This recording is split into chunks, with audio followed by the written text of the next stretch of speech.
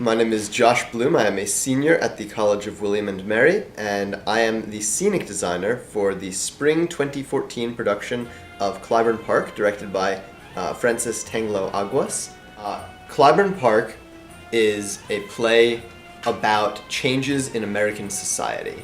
And sort of under that, it's about changes in race relations, in demographics of neighborhoods, in classes, in tastes, in gender relations. It's about all of those changes, and it explores these changes sort of vis-a-vis this one house in this one neighborhood. That in the first act, it's a white neighborhood, and that house gets sold to a black family, and that's sort of the end of Act 1. And then in Act 2, it's the same house 50 years later, and looking at how things have changed. Act 1, the house, although it's being emptied out, is still sort of more vibrant and full.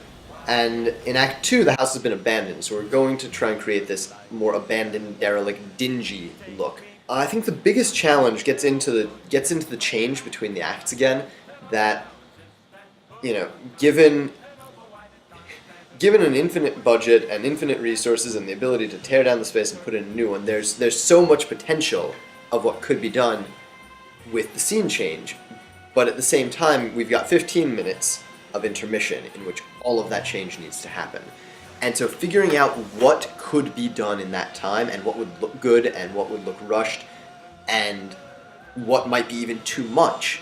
We want the clear feeling that it is the same house, but sort of figuring out that changeover and what we can accomplish and what might be even too much or too little has been sort of the real challenge. This play sort of gets at sort of the heart of a lot of the issues of sort of white guilt, of what racial tension there is and how it still exists. So from sort of an intellectual standpoint, understanding America Today standpoint, it's interesting. Also, it's funny. It's a really fun show, but it has a great sort of intellectual value, and it's a lot of fun.